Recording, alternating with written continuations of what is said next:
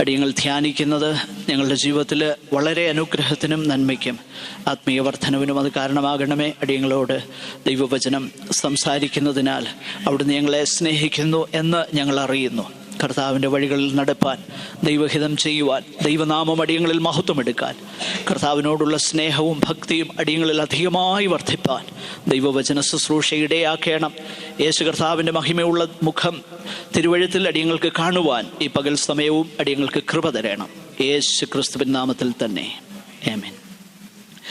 നമ്മുടെ അല്പസമയത്തെ ചിന്തയ്ക്കായിട്ട് തുടർച്ചയായിട്ട് നമ്മൾ ചിന്തിച്ചുകൊണ്ടിരിക്കുന്ന കൊരിന്ത്യരുടെ ഒന്നാമത്തെ ലേഖനം, അതിൻ്റെ 4-ാമത്തെ അധ്യായം 5-ാം വാക്യത്തിൻ്റെ അവസാന ഭാഗം തൊട്ട് 7-ാം വാക്യം വരെ ദയവായിട്ട് വായിപ്പാൻ ഞാൻ അപേക്ഷിക്കുന്നു. കൊരിന്ത്യരുടെ 1-ാം ലേഖനം, അതിൻ്റെ 4-ാം അധ്യായം 5-ാമത്തെ വാക്യത്തിൻ്റെ 2-ാം ഭാഗം മുതൽ 7-ാം വാക്യം വരെ.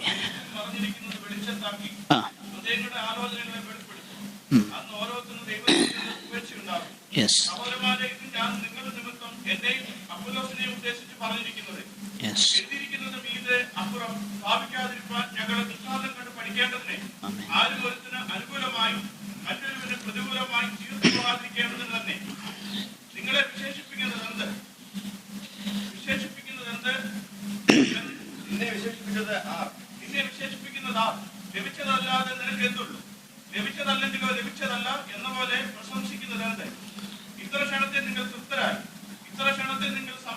മതിയാകും.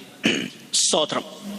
കഴിഞ്ഞ ആഴ്ചയിൽ അതിൻ്റെ മുകളിലുള്ളതാകുന്ന വേദഭാഗം ധ്യാനിപ്പാൻ ദൈവം നമ്മെ സഹായിച്ചു. ന്യായവിധി എന്ന വിഷയത്തെക്കുറിച്ചാണ് പ്രധാനമായിട്ട് കഴിഞ്ഞ ആഴ്ചയിൽ നമ്മൾ ചിന്തിപ്പാൻ തക്കവണ്ണം ഇടയായി തീർന്നത്. നമ്മൾ ചിന്തിച്ചതാകുന്ന ചിന്തയെന്നുള്ളത്, ഒന്ന്, മനുഷ്യൻ്റെ അഭിപ്രായങ്ങൾ, അത് നല്ലതായാലും ചീത്തയായാലും ആത്യന്തികമായിട്ട് അതിന് വലിയ പ്രാധാന്യമില്ല എന്ന് ദൈവവചനപ്രകാരം നമ്മൾ മനസ്സിലാക്കി. മനുഷ്യൻ്റെ ന്യായവിധി, അതിന് നിത്യതയിൽ വലിയ വിലയൊന്നുമില്ല. ഇവിടെ താൽക്കാലികമാകുന്ന സന്തോഷമൊക്കെ ലഭിക്കും എന്നതിനേക്കാൾ ഉപരിയായി മനുഷ്യൻ നന്ന് പറഞ്ഞാലും തെറ്റു പറഞ്ഞാലും ഏതു നിലയിലായാലും ഇറ്റ് ഡസൻറ്റ് മാറ്റർ അൾട്ടിമേറ്റ്ലി. രണ്ടാമതായിട്ട് നമ്മൾ കണ്ടു, നമുക്ക് തന്നെ ഒരു കുറ്റത്തെക്കുറിച്ചും ബോധമില്ലെങ്കിലും അതും നിത്യതയിൽ അതിന് വലിയ വിലയൊന്നുമില്ല.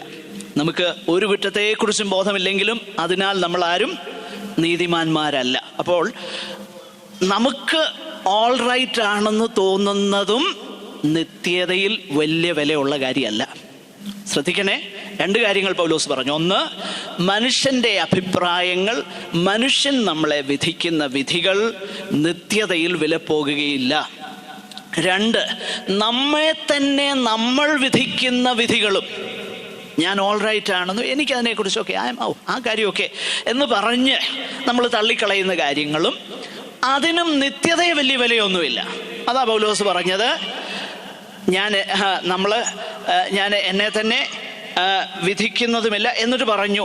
അത് അവിടെ ആ കോണ്ടെക്സ്റ്റിലാണ് ചിന്തിക്കേണ്ടത്. ഞാൻ എന്നെ തന്നെ വിധിക്കുന്നില്ല. എന്നാൽ 11-ാം അധ്യായത്തിലേക്ക് വരുമ്പോൾ നാം നമ്മെ തന്നെ വിധിക്കാൻ ആവശ്യപ്പെടുന്നു. ഇവിടെ പറയുന്ന കോണ്ടെക്സ്റ്റ്, ഞാൻ എന്നെ തന്നെ വിധിക്കുന്നില്ല എന്ന് പറയുമ്പോൾ, മനസ്സിലാകുന്നുണ്ടല്ലോ, ഞാൻ എന്നെ തന്നെ വിധിക്കുന്നില്ല എന്ന് പറയുമ്പോൾ ഞാൻ എന്നെ തന്നെ അവലോകനം ചെയ്ത് എൻ്റെ കാര്യങ്ങളെ ന്യായീകരിച്ച് ഞാൻ അതൊന്നും വലിയ കാര്യമില്ല, അങ്ങനെ ഞാൻ തള്ളിക്കളഞ്ഞാലും എനിക്കൊരു കുറ്റത്തെക്കുറിച്ചും ബോധമില്ലെങ്കിലും അതിനാൽ ഞാൻ എന്ത് ചെയ്യാവുന്നില്ല, നീതിമാനെന്ന് വരുന്നില്ല. അപ്പോൾ എനിക്ക് എന്നെക്കുറിച്ചുള്ള ന്യായവിധിയും നിത്യതയിൽ വില പോകുന്നതല്ല. ഈ 2 കാര്യങ്ങൾ നമ്മൾ കണ്ടു. എന്നാൽ ആത്യന്തികമായിട്ട് വിലയുള്ള ന്യായവിധി എന്ത്? ദൈവത്തിൻ്റെ ന്യായവിധിയാണ്. അതിൻ്റെ കാരണം എന്താ? അതിൻ്റെ കാരണം മറ്റൊന്നുമല്ല, മനുഷ്യനെല്ലാം പുറമേ ഉള്ളത് കാണുമ്പോൾ, നമ്മൾ നമ്മളെ തന്നെ വിധിക്കുമ്പോൾ, നമ്മെ ന്യായീകരിക്കാൻ ശ്രമിക്കുമ്പോൾ, നമ്മുടെ കാഴ്ചപ്പാടിൽ നിന്ന് കാര്യങ്ങളെ വിലയിരുത്തുമ്പോൾ, ദൈവം അങ്ങനെയല്ല ചെയ്യുന്നത്. ദൈവം ഒബ്ജക്റ്റീവായിട്ട് കൃത്യതയോടെ കാര്യങ്ങൾ എന്തായിരിക്കുന്നുവോ അതുപോലെ വിധിക്കും. ഇരുളിൽ മറഞ്ഞിരിക്കുന്നത് വെളിച്ചത്താക്കി എന്ത് ചെയ്യും? ഇരുളിൽ മറഞ്ഞിരിക്കുന്നത് വെളിച്ചത്താക്കി ഹൃദയങ്ങളുടെ ആലോചനയെ വെളിപ്പെടുത്തും. അന്ന് ഓരോരുത്തന് ദൈവത്തിങ്കൽ നിന്ന് പുകഴ്ചയുണ്ടാകും. സ്തോത്രം. അപ്പോൾ ആ ന്യായവിധിയാണ് പ്രാധാന്യമുള്ള ന്യായവിധി. അതാണ് വിലയുള്ളത്. അപ്പോൾ അങ്ങനെ നമ്മൾ ന്യായം വിധിക്കപ്പെടുവാൻ എപ്പോഴും ഒരുക്കമുള്ളവരായിരിക്കണം. ഈ കാര്യമാണ് പൗലോസ് അവിടെ പറയുന്നത്. എന്നിട്ട് അതിൻ്റെ അവസാനം ഇങ്ങനെ പറഞ്ഞു, അന്ന് ഓരോരുത്തന് ദൈവത്തിങ്കൽ നിന്ന് പുകഴ്ചയുണ്ടാകും. അതിൻ്റെ ശേഷം അതിൻ്റെ താഴോട്ടുള്ള വാക്യങ്ങൾ എല്ലാം ശ്രദ്ധിക്കണേ. താഴോട്ടുള്ള വാക്യങ്ങളിൽ അതിൻ്റെ 3-ാം അധ്യായം 5 മുതൽ 4-ാം അധ്യായം 5 വരെയുള്ള പറഞ്ഞ കാര്യങ്ങളുടെ അതിൻ്റെ ആപ്ലിക്കേഷൻ, അതിൻ്റെ പ്രായോഗികമായ നിലയിൽ കൊരിന്ത്യ വിശ്വാസികളോടുള്ള ബന്ധത്തിൽ അതിൻ്റെ അർത്ഥമെന്തെന്ന് താൻ വിശദീകരിക്കുക. ശ്രദ്ധിക്കണേ. ആ മുകളിൽ പറഞ്ഞ ഒത്തിരി സാദൃശ്യങ്ങൾ, മെറ്റഫേഴ്സ് ഉപയോഗിച്ചു. സഭയെക്കുറിച്ചും ദൈവ വേലക്കാരെക്കുറിച്ചും ശുശ്രൂഷകളെക്കുറിച്ചും അഗ്നിശോധനയിൽ കാര്യങ്ങൾ വെളിപ്പെടുന്നതിനെക്കുറിച്ചും എന്ന് വേണ്ട ഒത്തിരി കാര്യങ്ങൾ പറഞ്ഞ ശേഷം അതിൻ്റെ ആപ്ലിക്കേഷൻ പാർട്ടാണ്. അതിൻ്റെ അർത്ഥമെന്താ, നിങ്ങളോടുള്ള ബന്ധത്തിൽ ഇതിൻ്റെ അർത്ഥമെന്താ, ആ കാര്യമാണ് പൗലോസ് അവിടെ പറയുന്നത്. താൻ പറയുകയാണ്, ഞാനിത് എന്നെയും അപ്പൊല്ലോസിനെയും കുറിച്ചാ പറഞ്ഞിരിക്കുന്നത്. ശ്രദ്ധിച്ചേ, 6-ാം വാക്യം. എന്നെയും അപ്പൊല്ലോസ്, സാമുവേലേ വിളിക്കുന്ന അങ്ങ് മാറ്റിച്ചു. എന്നെയും അപ്പൊല്ലോസിനെയും കുറിച്ച് പറഞ്ഞിരിക്കുന്നു എങ്കിലും ഇത് വാസ്തവത്തിൽ നിങ്ങൾക്ക് പ്രയോജനപ്പെടേണ്ടതിനാണ് ഞാനിത് പറഞ്ഞത്. അപ്പോൾ അത്രയും കാര്യങ്ങൾ പറഞ്ഞത് കൊരിന്തിലുള്ള വിശുദ്ധന്മാരുടെ പ്രയോജനത്തിനു വേണ്ടിയിട്ടാണ് താൻ പറഞ്ഞതെന്ന് താൻ വായിക്കുന്നു. എന്താണ് അവിടെ പറഞ്ഞേക്കുന്നത്? പറയുകയാണ്, ഞങ്ങളുടെ ദൃഷ്ടാന്തം നിങ്ങൾ കണ്ടുപഠിക്കണം. എന്നിട്ട് പറയുക, ഒരുത്തൻ മറ്റൊരുത്തന് അനുകൂലമായിട്ടോ പ്രതികൂലമായിട്ടോ ചീർത്തു പോകാതിരിക്കേണ്ടതിന്. നോക്കുക, ആ കാര്യമാണ് നമ്മൾ ശ്രദ്ധിക്കേണ്ടത്. മുകളിൽ നമ്മൾ കണ്ടു ദൈവത്തിങ്കൽ നിന്നുള്ള പുകഴ്ച. ഇവിടെ നമ്മൾ കാണുന്നു മനുഷ്യരിൽ നിന്നുള്ള പുകഴ്ച. they are so puffed up. അവർ ചീർത്തിരിക്കുകയാണ്. ആ ചീർത്തിരിക്കുന്ന അവസ്ഥയെ കുറിച്ച് പൗലോസ് പറയുമ്പോൾ വാസ്തവത്തിൽ അവരുടെ മനോഭാവം എന്തായിരിക്കണമെന്ന് തുടർന്ന് പറയുന്നുണ്ട്. ഇവർ വളരെ സ്വയതൃപ്തരായിരിക്കുകയാണ്. അവരുടെ ആത്മീക നിലവാരത്തെക്കുറിച്ചും അവരുടെ ഭൗതിക ചുറ്റുപാടുകളെക്കുറിച്ചും അവരുടെ പാരമ്പര്യത്തെക്കുറിച്ചുമൊക്കെ ഊറ്റം കൊള്ളുകയാണ്.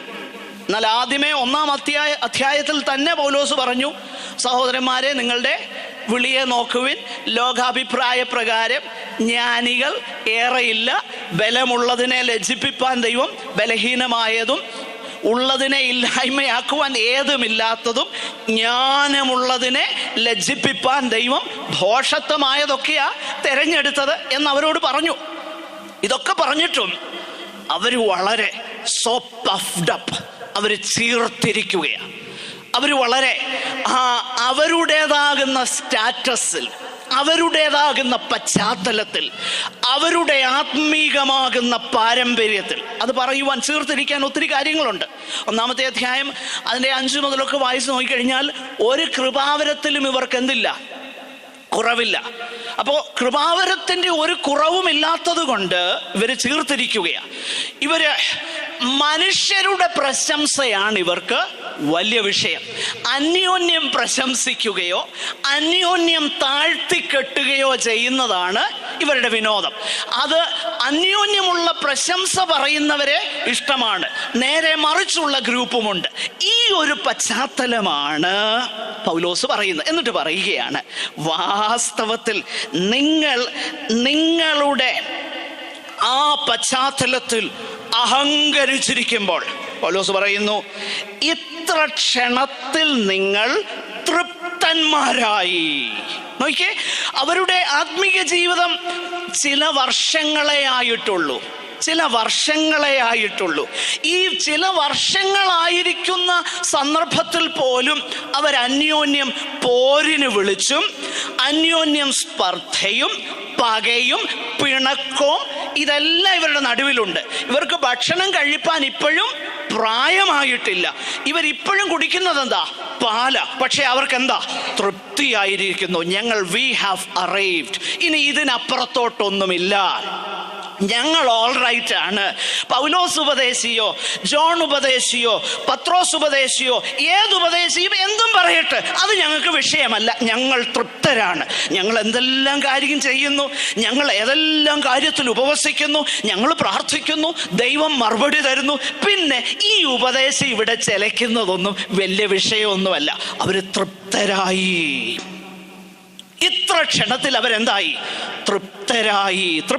They are so complacent, so comfortable, so satisfied about their own spiritual status. We have arrived. ഞങ്ങൾ വന്നു ചേർന്നു. ഇതിനപ്പുറത്തോട്ടൊന്നും ഇല്ല. ഞങ്ങൾ തൃപ്തരാണ്. പൗലോസ് പറയുകയാണ് അടുത്ത വാക്യത്തിൽ 2, ഞങ്ങൾ സമ്പന്നരാണ്. ഞങ്ങൾക്ക് താനീ പറയുന്ന കാര്യമൊന്നും ആവശ്യമില്ല. ഞങ്ങൾ സമ്പന്നരാ. ഇതേ കാര്യമാണ് വേറൊരു സഭ വിളിച്ചു പറഞ്ഞത്. വെളിപ്പാട് പുസ്തകം 3-ാം അധ്യായം 17-ാം വാക്യത്തിൽ ദൈവപുത്രന്റെ അഗ്നിജ്വാലയ്ക്കൊത്ത ആ കണ്ണുകൊണ്ട് നോക്കിയപ്പം ആ സഭയെക്കുറിച്ച് കാണുന്ന വിശദീകരണം നമ്മൾ വായിക്കുന്നുണ്ട്. 3-ാം അധ്യായം വെളിപ്പാട് പുസ്തകം 17-ാം വാക്യത്തിൽ ലവോദിക്ക സഭ പറയുകയാണ്, ഞാൻ ആരാണ്? ധനവാൻ.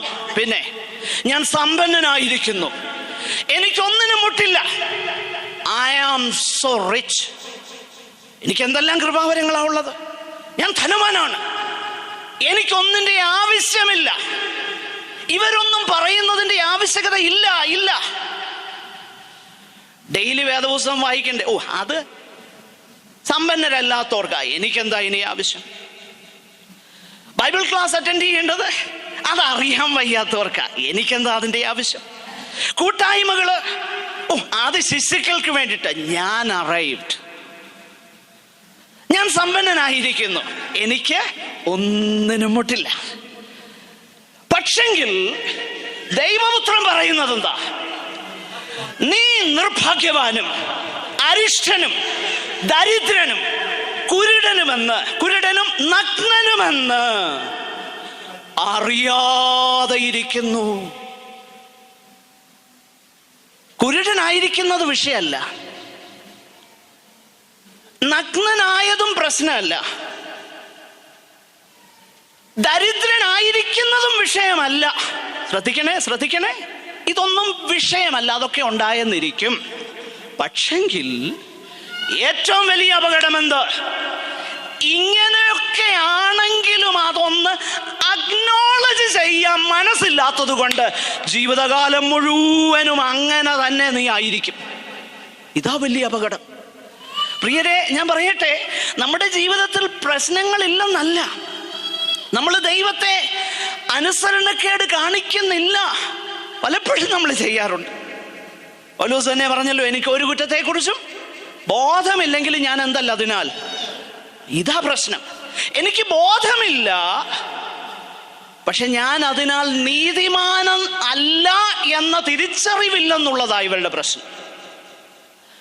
അപ്പോൾ ഇവര് നിങ്ങളെ വേഗത്തിൽ എന്തായി? സമ്പന്നരായി. പിന്നെ അതിൻ്റെ 10-ാമത്തെ വാക്യത്തിലേക്ക് വരുമ്പോൾ അവര് ഭയങ്കര ബുദ്ധിമാന്മാരാണ്. അതുമാത്രമല്ല, അവര് ശക്തിയുള്ളവരാണ്. എന്നാൽ ആ വാക്യങ്ങൾ താഴോട്ട് നമ്മൾ വായിച്ചു നോക്കിക്കഴിഞ്ഞാൽ ഈ സ്വർഗീയ വെളിപ്പാടുകളുടെ ആധിക്യമുള്ള ഈ അനുഗ്രഹീതനാകുന്ന അപ്പോസ്തലൻ തന്നെ കുറിച്ച് വിശേഷിപ്പിക്കുന്നത് എന്തുവാ? നമ്മൾ വായിച്ചു നോക്കിക്കഴിഞ്ഞാൽ, എങ്കിലും അപ്പോസ്തലന്മാരാകുന്ന ഞങ്ങളെ ദൈവം മരണവിധിയിൽ അകപ്പെട്ടവരെ പോലെ നിർത്തി എന്ന് ഞാൻ മനസ്സിലാക്കുന്നു. അതിന്റെ അർത്ഥം എന്താ? men condemned to die in the arena. ഇത് പെട്ടെന്ന് കൊരിന്തുകാർക്ക് മനസ്സിലാകും, നമുക്ക് എളുപ്പം മനസ്സിലാകത്തില്ല. അതിന്റെ ചരിത്രം പെട്ടെന്നൊന്ന് പറയാം. കൊരിന്തുകാർക്ക് അത് പെട്ടെന്ന് മനസ്സിലാകും. എന്താ? God has, അതിന്റെ 9-ാമത്തെ വാക്യം, ഞങ്ങൾ കൂത്തുകാഴ്ചയായി തീർന്നിരിക്കയാൽ ദൈവം അപ്പോസ്തലന്മാരായ ഞങ്ങളെ ഒടുക്കത്തവരായി മരണവിധിയിൽ ഉൾപ്പെട്ടവരെ പോലെ നിർത്തി. ഇതിന്റെ അർത്ഥം എന്താ? ഇതിന്റെ അർത്ഥം, അതിന്റെ ഒരു ചരിത്ര പശ്ചാത്തലം ഒരു വാക്ക് ഞാൻ പെട്ടെന്ന് പറയാം. കൊരിന്ത് സ്ഥിതി ചെയ്യുന്നത്, അല്ലെങ്കിൽ കൊരിന്ത് എന്നുള്ളത് റോമ ഭരണത്തിന്റെ കീഴിലാണ്. ഒരു റോമൻ ജനറൽ യുദ്ധത്തിന് പോയിട്ട് മടങ്ങി വരുന്ന ഒരു ചിത്രമായിരുന്നു. എന്താ ആ ചിത്രം? മടങ്ങി വരുമ്പോൾ അവന്റെ കൊള്ള മുതലും എല്ലാം പിടിച്ചെടുത്താ വരുന്നത്. പിടിച്ചെടുത്ത് വരുമ്പോൾ ഏറ്റവും അവസാനം ചങ്ങലകളാൽ ബന്ധിക്കപ്പെട്ട ഒരു കൂട്ടരുണ്ട്, യുദ്ധത്തടവുകാരാ. ഈ യുദ്ധത്തടവുകാര് എന്താകാൻ പോകാമെന്നറിയാമോ? റോമിലുള്ളവർക്ക് വിനോദം ആവശ്യമാണ്. 80,000 പേർക്കെങ്കിലും ഇരിക്കാവുന്ന ഒരു വലിയ കൊളീസിയം അവിടെ ഉണ്ടായിരുന്നു, അന്നേ ഉണ്ട്. ഈ കൊളീസിയത്തിൽ റോമക്കാരെല്ലാവരും വന്നിരിക്കുമ്പോൾ ഈ ജനറൽമാരെയൊക്കെ അഭിനന്ദിക്കും ആദ്യം. പിന്നീട് ഈ യുദ്ധത്തടവുകാരെ ആ നടുമുറ്റത്തേക്ക് കൊണ്ടുവരും. അതിൻ്റെ താഴെയുള്ള അറകളിൽ നിന്നും ബന്ധിതരായിരിക്കുന്നവരെ കൊണ്ടുവരും. അതിനടിയിൽ ദുഷ്ടമൃഗങ്ങളുണ്ട്, അവരെയും കൊണ്ടുവന്നേച്ച് ജീവൻ മരണ പോരാട്ടമാണ്. സിംഹങ്ങളും കരടിയും ഇങ്ങനെയുള്ള ദുഷ്ടജന്തുക്കളുമായിട്ട് മല്ലടിച്ച് അവർ മരിച്ചു വീഴും. ഇതാ ചിത്രം. പൗലോസ് പറയുക, you are so rich, you are complacent, നിങ്ങൾ സാറ്റിസ്ഫൈഡാ. പക്ഷേ ഞങ്ങളെ സംബന്ധിച്ചിടത്തോളം ഞങ്ങളെ ദൈവം മരണവിധിയിൽ അകപ്പെട്ടവരെ പോലെ ഒടുക്കത്തവരായിട്ട്, as though we are going to die like men condemned to die in the arena. ഞങ്ങൾ മരിക്കാൻ പോകുന്ന മരണവിധിയിൽ ഉൾപ്പെട്ടവരെ പോലെ ഞങ്ങളെ ആക്കി തീർത്തു. എന്നിട്ട് പറയുകയാണ്, നിങ്ങൾ മിടുക്കന്മാരാ, പക്ഷെ ഞങ്ങളാരാ? ഭോഷന്മാരാ. അവർക്ക് തൃപ്തിയാ, അവർ മിടുക്കന്മാരാ, അവർ സമ്പന്നരാ. ഇതാ അവരുടെ മനോഭാവം. എന്നാ പൗലോസ് പറയാ, ഈ മനോഭാവം അല്ലല്ലോ നിങ്ങൾക്കുണ്ടാകേണ്ടത്. നിങ്ങൾക്കുണ്ടാകേണ്ട മനോഭാവം മരിക്കാൻ പോകുന്നവന്റെ മനോഭാവമാണ്. നാളെ മരിക്കാൻ പോകും, അല്ലെ അടുത്ത നിമിഷം മരിക്കാൻ പോകുന്ന ആ ഒരു അർജൻസ് നിങ്ങൾക്കുണ്ടാകണം. പക്ഷെ അത് നിങ്ങൾക്കില്ല. 2, നിങ്ങൾ ബുദ്ധിമാന്മാരെന്നാണ് നിങ്ങളുടെ ചിന്ത. എന്നാൽ വാസ്തവത്തിൽ നിങ്ങൾ എന്താകണം? ഞങ്ങളെപ്പോലെ ക്രിസ്തു നിമിത്തം ഭോഷന്മാരാകണം. പിന്നെ തൻ്റെ അപ്പോസ്തോലികമാകുന്ന പ്രയാസങ്ങളെ കുറിച്ചൊക്കെ പൗലോസ് വിവരിക്കുന്നു. ആകട്ടെ, ആ വിഷയങ്ങളെ അധികം വിവരിപ്പാൻ ഞാൻ ആഗ്രഹിക്കുന്നില്ല. ഇവിടെ പൗലോസ് തുടർന്ന് പറയുന്ന കാര്യങ്ങൾ നമ്മൾ വായിച്ച ആ വേദഭാഗത്തിന്റെ പശ്ചാത്തലത്തിൽ നമുക്ക് മനസ്സിലാക്കാം. 1, മനുഷ്യരിൽ നിന്നുള്ള പ്രശംസയെ കുറിച്ച് നമ്മൾ കണ്ടു. ദൈവത്തിങ്കിൽ നിന്നുള്ള പ്രശംസ, അതായത് അന്യോന്യം ചേർത്തിരിക്കുന്നു. ഈ അന്യോന്യം ചേർത്ത് അന്യോന്യം പ്രശംസിക്കുന്നത് കൊണ്ട് ദൈവം അശുദ്ധിയുമായി കാണുന്നതൊന്നും കാണാൻ ഇവർക്ക് കണ്ണില്ല. ദൈവം കുറ്റം വിധിക്കുന്നതിനെ ഒഴിവാക്കാൻ ഇവർക്ക് മനസ്സില്ല. ചില വേദഭാഗങ്ങൾ ശ്രദ്ധിച്ചാൽ അത് മനസ്സിലാകും. 5-ാമത്തെ അധ്യായത്തിലേക്ക് കടന്നു വരുമ്പോൾ അതേ വാക്ക് അവിടെ ഉപയോഗിച്ചിട്ടുണ്ട്. അവിടെ നമ്മൾ വായിക്കുന്നത് അതിൻ്റെ 2-ാം വാക്യത്തിൽ, എന്നിട്ടും നിങ്ങൾ ചീർത്തിരിക്കുന്നു. ശ്രദ്ധിക്കണേ, ജാതികളുടെ ഇടയിൽ ഇല്ലാത്ത ദുർനടപ്പ് ആരുടെ ഇടയിലുണ്ട്? ഈ സമ്പന്നന്മാരുടെ ഇടയിലുണ്ട്. ഇവര് ഭയങ്കര സമ്പന്നരാ. പക്ഷെ ജാതികളുടെ ഇടയിൽ ഇല്ലാത്ത ദുർനടപ്പുണ്ടായിട്ടും അവർക്കെന്തുവാ? അഹങ്കാരം, ചീർത്തിരിക്കുക. നമ്മൾ അതിൻ്റെ 8-ാം അധ്യായത്തിലേക്ക് വരുമ്പോൾ നമുക്കെല്ലാവർക്കും അറിവുണ്ട്. വിഗ്രഹാർപ്പിതങ്ങളുടെ കാര്യം പറഞ്ഞാലോ? എന്നിട്ട് വായിക്കുന്നു, അറിവെന്ത് ചെയ്യുന്നു?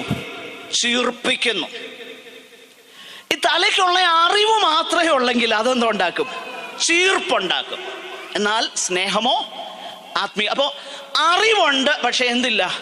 സ്നേഹമില്ല. ആകട്ടെ, ഞാൻ ആ വിഷയങ്ങൾ അധികം അവിടെ നിൽക്കുവാനായിട്ട് ആഗ്രഹിക്കുന്നില്ല. അപ്പോൾ അവരുടേതാകുന്ന self importance, in spite of all this uncleanness and unholiness amongst them, അവരുടെ ഇടയിലുള്ള സകല അശുദ്ധിയും ഈ കാര്യങ്ങളെല്ലാം ഉണ്ടായിട്ടും they are so important about themselves. അവർ തങ്ങളെ തന്നെ ഭയങ്കര പ്രാധാന്യമുള്ളവരും ഞങ്ങൾ ഓൾ റൈറ്റ് ആണെന്നുള്ള ചിന്തയാണ്. എന്നാൽ ഒരു കാര്യം മനസ്സിലാക്കണം, സകലവിധമാകുന്ന പ്രശ്നങ്ങളുടെയും കാരണം ഇതാ. സകല പ്രശ്നത്തിന്റെയും കാരണം ഇതാ. ഭൂമിയിലുള്ള സകല പ്രശ്നങ്ങളുടെയും കാരണം ഈ സ്വയതൃപ്തിയും സ്വയപുകഴ്ചയുമാണ്. സ്വയമായി ചീർത്തു വരുന്നതാണ്. ഈ ചീർപ്പ് എന്ത് ചെയ്യാൻ കഴിയും? ഈ ചീർപ്പിന് ദൈവദൂതന്മാരെ, ശ്രദ്ധിക്കണേ, ചീർപ്പിന് ദൈവദൂതന്മാരെ ഭൂതങ്ങളായി പിശാചുക്കളാക്കി രൂപാന്തരപ്പെടുത്താൻ കഴിയും. അതിന് ഏറ്റവും നല്ല ഒരു ഉദാഹരണം, ഒരു പ്രധാന ദൂതഗണത്തിൽപ്പെട്ട ഒരുവനായിരുന്നു ആര്? ലൂസിഫർ. പക്ഷെ അവന്റെ ഉള്ളിൽ എന്തോ ഉണ്ടായി? നിഗളമുണ്ടായി, സ്വയസംതൃപ്തിയുണ്ടായി. അവന്റെ വ്യാപാരത്തിന്റെ പെരുപ്പവും അവന്റെ സംഗീത സപര്യയുടെ ഔന്നത്യവും അവന്റെ കഴിവുകളും എന്ന് വേണ്ട, ഇത് അവന് തന്നെ ഒരു സെൽഫ് ഇമ്പോർട്ടൻസ് ഉണ്ടാക്കി. ഞാൻ പ്രാധാന്യമുള്ളവനാ, എന്നെ കൂടാതെ ദൈവത്തിന് ഒരു ചുക്കും ചെയ്യാൻ പറ്റത്തില്ല.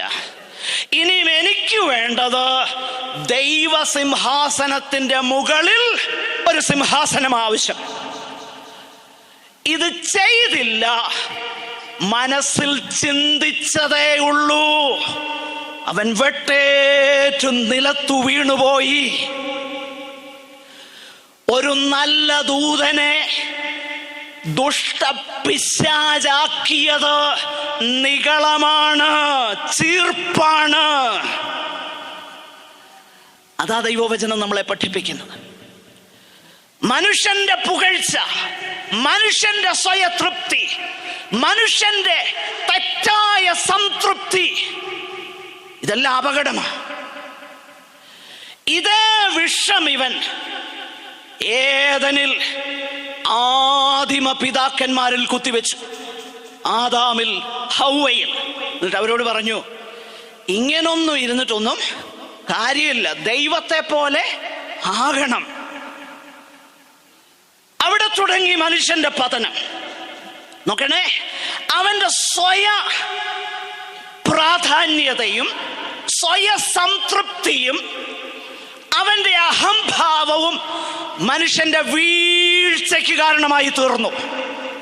ദൂതന്മാരെ ദുഷ്ടപിശാചുക്കളാക്കിയത് അവന്റെ ചീർപ്പാണ്, നിഗളമാണ്.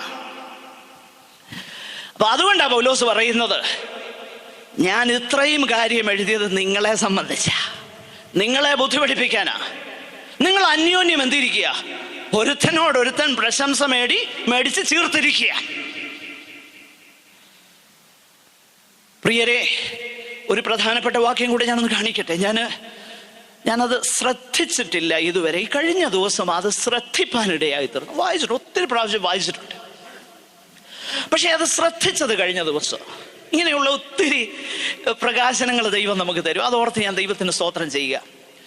യോഹന്നാന്റെ സുവിശേഷം 5-ാം അധ്യായം അതിന്റെ 44-ാമത്തെ വാക്യം. യോഹന്നാൻ 5:44.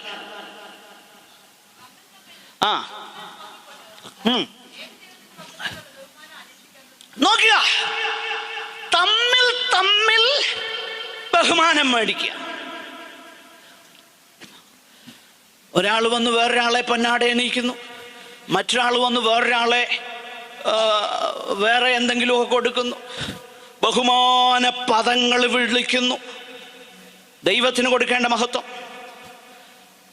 എന്നിട്ട് അവ അങ്ങേര് തിരിച്ച് മഹത്വം കൊടുക്കുന്നു. തമ്മിൽ തമ്മിൽ എന്ത് ചെയ്യുക? Isn't it happening nowadays? ഇതല്ലേ നടക്കുന്നത്? ഇതാണ് അന്ത്യകാലത്തിന്റെ മറ്റൊരു പ്രധാന ലക്ഷണം. യേശു കർത്താവ് പറയുകയാണ്, നിങ്ങൾ എന്ത് ചെയ്യുകയാണ്? തമ്മിൽ തമ്മിൽ എന്ത് ചെയ്യുക? ബഹുമാനം മേടിക്കുക. അപ്പൊ ഈ തമ്മിൽ തമ്മിൽ ബഹുമാനം മേടിക്കുന്നത് കൊണ്ട് നിങ്ങൾക്ക് എന്തോ ചെയ്യാൻ പറ്റത്തില്ല, ദൈവത്തെ വിശ്വസിക്കാൻ ഒക്കെയല്ല. ശ്രദ്ധിക്കണേ, വളരെ ശ്രദ്ധിക്കണം. ഞാൻ പറയുന്ന ആശയം നിങ്ങളുടെ ഹൃദയത്തിൽ കയറണമെങ്കിൽ വളരെ ശ്രദ്ധ ആവശ്യമാണ്, പ്രാർത്ഥന ആവശ്യം. എന്നാൽ മനുഷ്യന്റെ ഈ പ്രശ്നത്തിന് പ്രതിവിധി ഉണ്ടാക്കാൻ ദൈവം പ്ലാൻ ചെയ്തപ്പം, ശ്രദ്ധിച്ചു കേട്ടെ, മനുഷ്യന്റെ നിഗളം, മനുഷ്യന്റെ സ്വയ സംതൃപ്തി, മനുഷ്യന്റെ സ്വയ താല്പര്യങ്ങൾ, മനുഷ്യന്റെ സ്വയ പ്രാധാന്യത, അതവനെ പതനത്തിലേക്ക് നയിച്ചപ്പം ദൈവം കരുണയെ സ്നേഹമുള്ളവനായതുകൊണ്ട് ദൂതന്റെ ഉള്ളിൽ തോന്നിയപ്പം അവനെ അന്ധതമസ്സിന് വേണ്ടി നിയോഗിച്ചപ്പോൾ തൻ്റെ സ്വരൂപത്തിലും സാദൃശ്യത്തിലും തൃക്കൈകളാൽ മെനഞ്ഞ നമ്മളെ കൈവിടാതെ, വേണമെങ്കിൽ ദൈവത്തിന് ഇത് മുഴുവൻ വേണ്ടാന്ന് വെച്ച് ദൈവം ദൈവമാകൊണ്ട് മറ്റൊരു ഭൂമി ഉണ്ടാക്കാമായിരുന്നു, മറ്റൊരു മനുഷ്യകുലത്തെ ഉണ്ടാക്കാമായിരുന്നു. എന്നാൽ ദൈവം അത് ചെയ്തില്ല. ഈ വീണുപോയ മനുഷ്യനെ കരുണ തോന്നി രക്ഷിപ്പാൻ പ്ലാൻ ചെയ്തപ്പോൾ ദൈവം ചെയ്തതെന്തോ? തൻ്റെ സ്വന്തം പുത്രൻ അത്യുന്നതമാകുന്ന ബഹുമാനങ്ങളെല്ലാം വിട്ടേച്ച് താണലോകത്തിലേക്ക് കടന്നു വന്നു. മനുഷ്യന്റെ നിഗളത്തിൽ നിന്ന് അത് നിമിത്തമുണ്ടായ അവന്റെ സകല പ്രശ്നങ്ങളിൽ നിന്നും അവനെ വിടുവിപ്പാൻ ദൈവം പദ്ധതിയിട്ടപ്പോൾ ആദ്യം ചെയ്തത് സ്വന്തം കുമാരൻ തന്നെത്താൻ താഴ്ത്തി ക്രൂശിലെ മരണത്തോളം അനുസരണമുള്ളവനായി തീർന്നു. നോക്കിയേ, തന്നെത്താൻ താഴ്ത്തി. മനുഷ്യൻ തന്നെത്താൻ ഉയർത്തിയപ്പോൾ, തന്നെത്താൻ അവൻ ചേർത്തിരിക്കുമ്പോൾ ദൈവപുത്രൻ തന്നെത്താൻ താഴ്ത്തി കടന്നു വന്നു. എന്നിട്ട് നമ്മൾ വായിക്കുന്നു, അതുകൊണ്ട് ദൈവം അവനെ എന്ത് ചെയ്തു?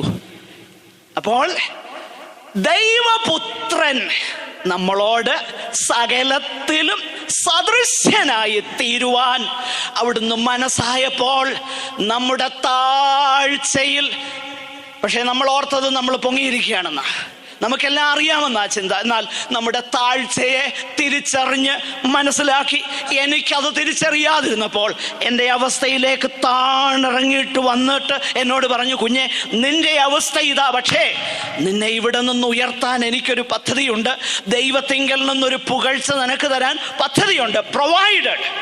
ഒരു കാര്യമുണ്ട്, നീയും എന്നെ പോലെയാകാൻ നിനക്ക് മനസ്സുണ്ടോ? അതുകൊണ്ടാണ് ഭക്തന്മാര് പാടിയത്, യേശുവെ പോലെ താഴുവാൻ, യേശുവിൻ കൂടെ വാഴുവാൻ, യേശുവെ നോക്കി ജീവിപ്പാൻ ഇവയെ കാംക്ഷിക്കുന്നു. നോക്കിയേ, യേശുവെ പോലെ താഴാൻ, യേശുവിനോട് അനുരൂപപ്പെടാൻ ഇവയെ ഞാൻ കാംക്ഷിക്കുന്നു. അപ്പൊ ദൈവപുത്രൻ എന്ത് ചെയ്തു? മാതൃക കാണിച്ചു. മനുഷ്യന്റെ ഈ അവസ്ഥയിലേക്ക് കടന്നു വന്നു. ദൈവപുത്രന്റെ സകല പ്രവർത്തനങ്ങളും താഴ്മയുടെ പര്യായങ്ങളാണ്. ക്രൂശിലെ മരണം എന്ത്? അവൻ തന്നെത്താൻ താഴ്ത്തിയതാണ്. ക്രൂശിൽ താൻ അനുഭവിച്ച കഷ്ടങ്ങൾ എന്ത്? അവൻ തന്നെത്താൻ താഴ്ത്തി അനുസരണമുള്ളവനായി തീർന്നതാണ്. ക്രൂശിലെ മരണം എന്ത്? അവിടുന്ന് സകലവും വേണ്ടാന്ന് വെച്ചേച്ച് കുറ്റവാളിയെ പോലെ മരിക്കാൻ തക്കവണ്ണം താഴ്ത്തിയതാണ്. ഇനിയും നിത്യതയിലും ദൈവകുഞ്ഞാടിനെ കാണുന്നത് എങ്ങനെയാണെന്നറിയാമോ? as a humble lamb, a lamb that was slain. അറുക്കപ്പെട്ടതാകുന്ന കുഞ്ഞാട്. പ്രിയരെ, ഈ തലക്കനം കൊണ്ടൊന്നും, നമ്മുടെ സ്വയ താല്പര്യം കൊണ്ടൊന്നും, നമ്മുടെ സ്വയ പ്രാധാന്യത കൊണ്ടൊന്നും ദൈവത്തിങ്കൽ നിന്ന് പുകഴ്ച കിട്ടുകയില്ല. മനുഷ്യരിൽ നിന്ന് കിട്ടും, മനുഷ്യരിൽ നിന്ന് കിട്ടും, ഇവിടെ കിട്ടും, പക്ഷെ ദൈവത്തിങ്കൽ നിന്ന് കിട്ടുകയില്ല. ദൈവത്തിങ്കൽ നിന്ന് പുകഴ്ച വേണമെങ്കിൽ എന്താകണം? യേശു കർത്താവ് പറഞ്ഞ വാക്കുകൾ ശ്രദ്ധിക്കണം. നിങ്ങൾ അന്യോന്യം പുകഴ്ച, തമ്മിൽ തമ്മിൽ ബഹുമാനം വാങ്ങിക്കൊണ്ട് ഏകദൈവത്തിന്റെ പക്കൽ നിന്നുള്ള ബഹുമാനം അന്വേഷിക്കാത്ത നിങ്ങൾക്ക് എങ്ങനെ വിശ്വസിപ്പാൻ കഴിയും? എന്താണ് ആ വാക്കിന്റെ അർത്ഥം? വിശ്വാസം എന്നുള്ളത് ഇതുമായിട്ട് വളരെ ബന്ധപ്പെട്ട കാര്യമാണ്. എന്താ അതിന്റെ അർത്ഥം? വിശ്വാസം എന്ന് പറഞ്ഞു കഴിഞ്ഞാൽ, പ്രിയരെ, നമ്മൾ മനസ്സിലാക്കണം, വിശ്വാസം എന്ന് പറഞ്ഞു കഴിഞ്ഞാൽ ആ വിശ്വാസത്തിൽ തന്നെ നമ്മെ താഴ്മയുള്ളവരാക്കുന്ന ഒരു പ്രധാനപ്പെട്ട വിഷയമുണ്ട്. എന്താണ് ആ പ്രധാനപ്പെട്ട വിഷയം? ആ പ്രധാനപ്പെട്ട വിഷയം ഇതാ: നമ്മൾ പൂർണ്ണമായിട്ടും ആശ്രിതരാണെന്നും നമുക്ക് ആശ്രയിക്കാനല്ലാതെ സ്വയമായിട്ടൊന്നും ചെയ്യാൻ കഴിവില്ലെന്നും നമുക്കൊന്നും അവകാശപ്പെടാനില്ലെന്നും കൃപയാൽ നമ്മെ ചൊരിയപ്പെടുന്നതല്ലാതെ നമുക്കൊന്നും ഇല്ലെന്നുമുള്ള ആ തിരിച്ചറിവാ വാസ്തവത്തിൽ വിശ്വാസം. ശ്രദ്ധിക്കണേ, നമ്മൾ താഴ്മയോടെ നമ്മൾ ദൈവത്തിൻ്റെ ആശ്രിതരാണെന്നും നമുക്കൊന്നും ചെയ്യാൻ കഴിവില്ലെന്നും നമുക്കൊന്നും അവകാശപ്പെടാനില്ലെന്നും ദൈവത്തിൻ്റെ കൃപയാൽ എന്തെങ്കിലും കിട്ടിയാൽ അത് മേടിക്കാൻ മാത്രമേ എനിക്ക് കഴിവുള്ളെന്നും ഞാൻ അക്നോളജ് ചെയ്യുന്നതാ സാക്ഷാത്തായ വിശ്വാസം. പക്ഷെ ഈ പരീശന്മാരുടെ പ്രശ്നം എന്താ? അവർ പറയുന്നത് ഞങ്ങൾക്ക് ചില കാര്യമൊക്കെ ചെയ്യാം. അവർ അന്യോന്യം എന്ത് ചെയ്യുകയാ? പ്രശംസിക്കുക, അന്യോന്യം ചീർത്തിരിക്കുകയാണ്. അതുകൊണ്ട് അവർക്ക് എന്ത് ചെയ്യാൻ കഴിയുന്നില്ല? ദൈവത്തിൽ വിശ്വസിക്കാൻ കഴിയുന്നില്ല.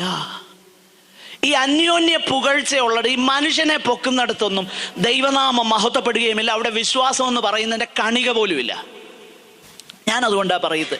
പലപ്പോഴും പറയാറുണ്ട്, ഞങ്ങൾ ഈ യാത്രയയപ്പ് യോഗത്തിൽ ഞാൻ കൂടെ ഇവിടെ ദൈവം അനുവദിച്ചാൽ അത് പറയും. എന്നാൽ ആദ്യമേ അങ്ങ് പറഞ്ഞേക്കാം. പറയാറുള്ളൊരു കാര്യം, ഈ യാത്രയയപ്പ് യോഗത്തിൽ പറയുന്നത് കേട്ട് കഴിഞ്ഞാൽ ഇങ്ങനെ ഒരു മനുഷ്യൻ നമ്മുടെ ഇടയിൽ ജീവിച്ചിരുന്നോന്ന് പോലും ഞാൻ തന്നെ അതിശയിച്ചിട്ടുണ്ട്. എൻ്റെ പ്രിയരെ, എന്തിനാ ഇതൊക്കെ പറയുന്നത്? ഓക്കെ, ഞാൻ പറയുന്നത് വാസ്തവത്തിൽ ഒന്ന് എൻകറേജ് ചെയ്യാൻ 1-2 വാക്കുകൾ പറയുന്ന ആവശ്യം, ബസ് അതിൻ്റെ ആവശ്യമുള്ളൂ. അതിക്കൊള്ളൊന്നും മനുഷ്യനെ പൊക്കേണ്ട കാര്യമില്ല. മനുഷ്യൻ ആരാ? At best who is he? അവൻ എന്താ ചെയ്യാൻ കഴിയുന്നത്? അവനൊന്നും ചെയ്യാൻ കഴിയില്ല. ഹെരോദാവിനെ എല്ലാവരും കൂടെ പൊക്കി. അപ്പോസ്തല പ്രവൃത്തി 12-ാം അധ്യായത്തിൽ നമ്മൾ വായിക്കുന്നു, എല്ലാവരും കൂടെ പൊക്കി. അയ്യോ, ഇവൻ ദേവനാണ്, ഇവന്റെ ശബ്ദം അറിയാമോ? ആ വേദഭാവം അറിയാമോ? എടുത്തു വായിച്ചു 12-ാം അധ്യായത്തിന്റെ അവസാന ഭാഗം. ഇപ്പൊ വായിക്കണ്ട, വീട്ടിൽ പോയി വായിച്ചു. ഇവൻ ദേവനാണ്, മനുഷ്യനല്ല. ഹെരോദാവിനും തോന്നി, ഐ ആം സംബഡി. അങ്ങനെ തോന്നൽ വന്നതേ ഉള്ളൂ. ദൈവം പറഞ്ഞു, ഒരു ദൂതനോട് പറഞ്ഞു, ചെന്ന് ഒരു തട്ട് കൊടുക്കാൻ പറഞ്ഞു. ഒരു തട്ട് കൊടുത്തതേ ഉള്ളൂ. അവൻ എന്ത് ചെയ്തെന്നറിയാമോ? കൃമയ്ക്കിരയായി. ദൈവത്തിന് വേണേ ഇതൊക്കെ ഇപ്പോഴും ചെയ്യാം, പക്ഷേ ദൈവം കരുണ തോന്നി പല കാര്യങ്ങൾ കൊണ്ട് ചെയ്യാതിരിക്കുക കേട്ടോ. ഈ മനുഷ്യനെ പൊക്കുന്നതൊന്നും ദൈവവചനത്തിലുള്ള കാര്യമല്ല. മനുഷ്യന്റെ പ്രശംസ, അങ്ങോട്ടും ഇങ്ങോട്ടും പ്രശംസ വാങ്ങുന്നവന് ആരെ വിശ്വസിക്കാൻ കഴിയില്ല? ദൈവത്തെ വിശ്വസിക്കാൻ കഴിയത്തില്ല. ഇത് നമ്മൾ മനസ്സിലാക്കണം. അപ്പോൾ വിശ്വാസം, faith is impossible when you want to be praised by people. മനുഷ്യർ നമ്മളെ പ്രശംസിക്കണമെന്ന് നമുക്ക് താല്പര്യമുണ്ടെങ്കിൽ നമുക്ക് വിശ്വസിക്കാൻ ഒക്കത്തില്ല. യേശു പറഞ്ഞ വാക്ക, ഞാനല്ല, യേശു പറഞ്ഞ വാക്ക. ശ്രദ്ധിക്കണേ, ദൈവത്തിന് മഹത്വം കൊടുക്കണം. മാത്രമല്ല പ്രിയമുള്ളവരെ, നമ്മളൊരു കാര്യം മനസ്സിലാക്കണം. എന്തുകൊണ്ട് നമുക്ക് പ്രശംസിക്കാതെ ഇരിക്കാൻ കഴിയും? എന്തിൽ മാത്രം പ്രശംസിക്കാൻ കഴിയും? നമുക്ക് നമ്മിൽ തന്നെ ചീർക്കാതിരിക്കാൻ ഏറ്റവും നല്ല മറുമരുന്ന് പൗലോസ് അവിടെ തന്നെ പറഞ്ഞിട്ടുണ്ട്. 7-ാം വാക്യത്തിൽ പറയുന്ന കാര്യം, ലഭിച്ചതല്ലാതെ നിനക്ക് എന്തുള്ളൂ? ലഭിച്ചതല്ലാതെ നിനക്ക് എന്താ ഉള്ളത്? ഓരോന്നെടുത്തേ. നിന്റെ ജീവൻ, നീ ഇന്ന് ജീവനോടിരിക്കുന്നത് എന്താ? ലഭിച്ചതല്ലേ? നാം ഇന്നിവിടെ കടന്നു വന്നത് എന്താ? ലഭിച്ചതല്ലേ? നമ്മുടെ ശരീരത്തിലുള്ള ആരോഗ്യം എന്താ? ലഭിച്ചതല്ലേ? നാം ഇന്ന് ചെയ്യുന്ന ജോലി എന്താ? ലഭിച്ചതല്ലേ? നമുക്ക് യേശുവിൽ വിശ്വസിപ്പാൻ കഴിഞ്ഞതെന്താ? ലഭിച്ചതല്ലേ?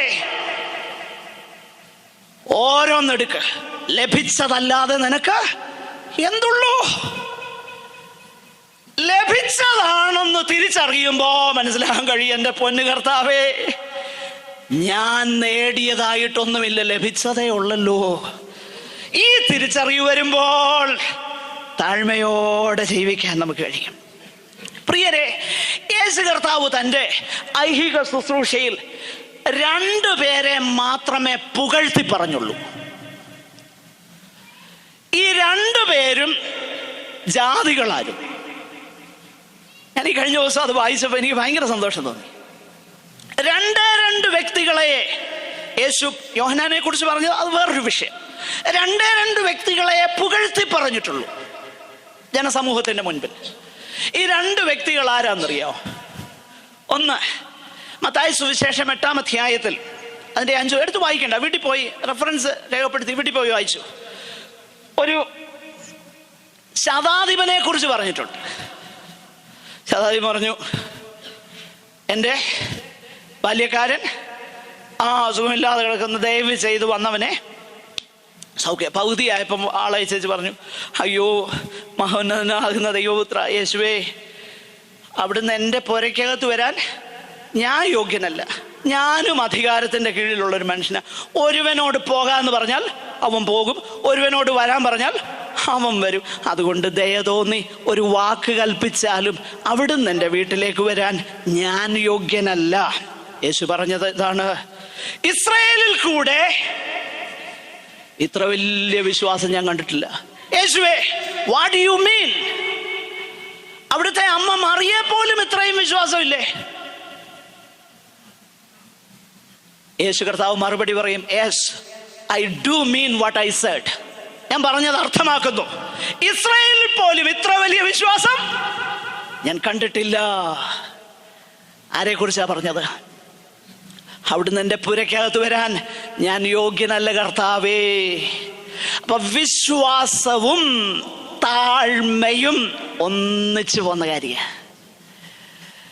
അതിന്റെ ശേഷം 15-ാം അധ്യായം 21 മുതൽ മത്തായി സുവിശേഷം, അവിടെ നമ്മൾ വായിക്കുന്ന ഒരു കാര്യമുണ്ട്. ഒരു കനാന്യ സ്ത്രീയെ കുറിച്ച് പറഞ്ഞേക്കുന്നതും അത് തന്നെയാ.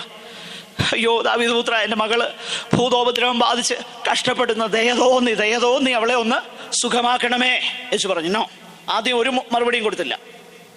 പിന്നെ ശിഷ്യന്മാർ റെക്കമെൻഡേഷൻ കൊണ്ടുവന്നു, ഇവള് വളരെ അസൗകര്യം, ഒന്ന് പറഞ്ഞു വിട് പ്ലീസ് പ്ലീസ്, അവൾ ഒത്തിരി ശല്യം ചെയ്യുക. ഉടനെ യേശുവിൻ്റെ മറുപടി, മൗനമായിരുന്നായിരുന്നെങ്കിൽ നന്നായിരുന്നു എന്ന് തോന്നുന്നത് പോലെ കുഞ്ഞുങ്ങളുടെ അപ്പമെടുത്ത് നായ്ക്കുട്ടികൾക്ക് കൊടുക്കുന്നത് വിഹിതമല്ല. ഉടനെ അവളുടെ മറുപടി, അയ്യോ യജമാനനെ, നായ്ക്കുട്ടികളും യജമാനന്മാരുടെ മേശമേൽ നിന്ന് വീഴുന്ന അപ്പനുറുക്കുകൾ ഭക്ഷിക്കുന്നുണ്ട്. ഞാനൊരു നായ്ക്കുട്ടിയാ, പ്ലീസ് ഹെൽപ്പ് മീ. യേശു പറഞ്ഞ കാര്യം എന്താണെന്നറിയാമോ? ഓ, ഇത്ര വലിയ വിശ്വാസം. മകളെ, സമാധാനത്തോടെ പോക.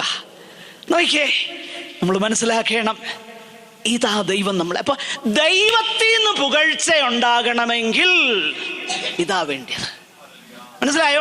മനുഷ്യന്റെ പുകഴ്ച കിട്ടും, മറ്റേതിൽ ചീർത്തിരിക്കുക, അന്യോന്യം ബഹുമാനം മേടിക്കാം. പക്ഷേ ദൈവത്തിങ്കൽ നിന്ന് പുകഴ്ച ലഭിക്കണമെങ്കിൽ ഈ മനോഭാവം നമുക്ക് ആവശ്യമാണ്. സ്തോത്രം, സ്തോത്രം, സ്തോത്രം.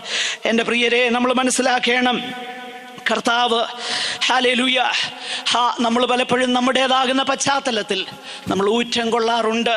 നമ്മുടെ പാരമ്പര്യത്തിൽ നമ്മുടെ പശ്ചാത്തലങ്ങളിൽ, നമ്മുടെ കുടുംബ പശ്ചാത്തലത്തിലൊക്കെ നമ്മൾ ഊറ്റം കൊള്ളാറുണ്ട്. നമ്മളെല്ലാവരും തന്നെ അങ്ങനെ ചെയ്യാറുണ്ട്. നമ്മുടെ ഉള്ളിൽ അങ്ങനെ തോന്നലുകളുണ്ട്, ഇല്ലെന്നൊന്നും പറയണ്ട, നമ്മുടെ എല്ലാവരുടെയും ഉള്ളിലുണ്ട്. ഒരു കാര്യം മനസ്സിലാക്കണം, നമ്മൾ അങ്ങനെയുള്ള ഏത് കുടുംബവുമായിട്ട് അവിടെ ജനിച്ചത് ലഭിച്ചതല്ലേ. നമുക്ക് തിരഞ്ഞെടുക്കാൻ വല്ല മാർഗം ഉണ്ടായിരുന്നു? ജനിച്ചത് മാനുഷികമാകുന്ന നിലയിൽ അങ്ങനെ ഒരു മനുഷ്യന്റെ ചിന്തയിൽ ആ പശ്ചാത്തലത്തിലാണ് നീ ജനിച്ചെങ്കിൽ എന്നോ പുകഴാനോ ഉള്ളത്? നീ തിരഞ്ഞെടുത്തിട്ടാണോ വന്നത്? ലഭിച്ചതല്ലേ. നേരെ മറിച്ച് മാനുഷികമാകുന്ന നിലയിൽ ഒരു മോശം പശ്ചാത്തലത്തിലാണെങ്കിലും ഖേദിക്കേണ്ട കാര്യമൊന്നുമില്ല. നമുക്ക് ഒരു സേയും ഇല്ലായിരുന്നു, തിരഞ്ഞെടുക്കാൻ ഒരു അവകാശവും ഇല്ലായിരുന്നു. അവിടെ വന്നല്ലേ നമ്മൾ ജനിച്ചത്. എന്നാൽ വേറൊരു കാര്യം ഞാൻ പറയാം. തെരഞ്ഞെടുക്കാൻ കഴിവുണ്ടായിരുന്ന ഒരുവൻ ഈ ഭൂമിയിൽ ജനിച്ചു. അതാരാന്നറിയാമോ? യേശു കർത്താവ് മാത്രമാണ്. ജനിക്കുന്നതിന് മുൻപേ എവിടെ ജനിക്കണമെന്ന് തെരഞ്ഞെടുക്കാൻ കഴിവുണ്ടായിരുന്നവൻ ഒരുവനേ ഉള്ളൂ. പക്ഷെ ആ കർത്താവ് തെരഞ്ഞെടുത്തത് ഏത് ഫാമിലി ലൈനിലാണെന്നറിയാമോ? മത്തായി സുവിശേഷം വായിച്ചു നോക്കിക്കഴിഞ്ഞാൽ അവിടെ 4 സഹോദരിമാരെ കുറിച്ചുള്ള റെഫറൻസ് ഉണ്ട്. ഈ 4 പേരും കോൺട്രാവേഴ്സ്യൽ ഫിഗറാ. അറിയാമോ? യഹൂദയുടെ ഭാര്യയായി തീർന്നവളെ കുറിച്ച് എഴുതിയിട്ടുണ്ട്. അവൾ മഹാ കോൺട്രാവേഴ്സിയ. പിന്നെ രൂത്തിനെ കുറിച്ച് എഴുതിയിട്ടുണ്ട്. അവിടെ പാരമ്പര്യം എന്ന് പറഞ്ഞാൽ അതിനേക്കാളും കോൺട്രാവേഴ്സിയ. പിന്നെ ഊരിയാവിൻ്റെ ഭാര്യയായിരുന്നവളെ കുറിച്ച് എഴുതിയിട്ടുണ്ട്. അവളുടെയും കോൺട്രാവേഴ്സിയ.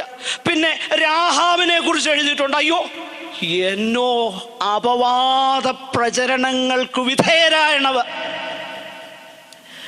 പക്ഷെ യേശു കർത്താവ് തെരഞ്ഞെടുത്തപ്പോൾ ആ കുടുംബ പശ്ചാത്തലത്തിൽ വന്ന് ജനിക്കാൻ മനസ്സായത് എന്തിനാണെന്നറിയാമോ?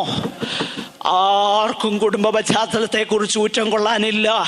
ഞാൻ ഏറ്റവും നീചമാകുന്ന ഒരു കുടുംബ പശ്ചാത്തലത്തിലേക്ക് വന്ന് ജനിച്ചു. യേശുവിന് അങ്ങനെയുള്ള സകലരെയും തിരിച്ചറിയാൻ കഴിയും. ആ കർത്താവിൻ്റെ പിന്നാലെ പോകുന്നവരാണ് ദൈവത്തിങ്കൽ നിന്ന് പുകഴ്ച ലഭിപ്പാൻ പോകുന്നവർ. ആ കർത്താവിനെ പിൻപറ്റുന്നവർക്കാണ് ദൈവത്തിങ്കൽ നിന്ന് പുകഴ്ച ലഭിക്കുന്നത്. ആ കർത്താവിനെ പിൻപറ്റുകയും അവിടുത്തെ ആ സ്വരൂപത്തോട് അനുരൂപപ്പെടുകയും ചെയ്താൽ മാത്രമേ മനുഷ്യൻ ചീത്ത പറയുമ്പോൾ അതിനോട് പിണക്കം തോന്നാതെയും മനുഷ്യൻ പുകഴ്ത്തുമ്പോൾ അതിനെ അവഗണിക്കുകയും ചെയ്യാൻ കഴിയുന്ന അനുഭവം വേണമെങ്കിൽ ദൈവമഹത്വം വലുതായിട്ട് കണ്ടെങ്കിലേ കഴിയത്തുള്ളൂ. ദൈവത്തിൻ്റെ മഹത്വം വലുതാണെന്ന് തിരിച്ചറിയുമ്പോൾ മാത്രമേ ആ അനുഭവത്തിലേക്ക് നമുക്ക് വരാൻ കഴിയത്തുള്ളൂ. ഈ നല്ല കർത്താവിൻ്റെ പരിശുദ്ധാത്മാവിനാൽ അത് നമുക്ക് സാധ്യതമാണ്. അതിനായി നമ്മെ തന്നെ ഏൽപ്പിച്ചു കൊടുക്കാം. ദൈവം ഈ വചനങ്ങളാൽ നമ്മെ അനുഗ്രഹിക്കട്ടെ. സഹോദരന്മാരിൽ ഒരാൾക്ക് ദയവായി പ്രാർത്ഥിച്ച് അവസാനിപ്പിക്കാം. Glory. Thank you, Lord.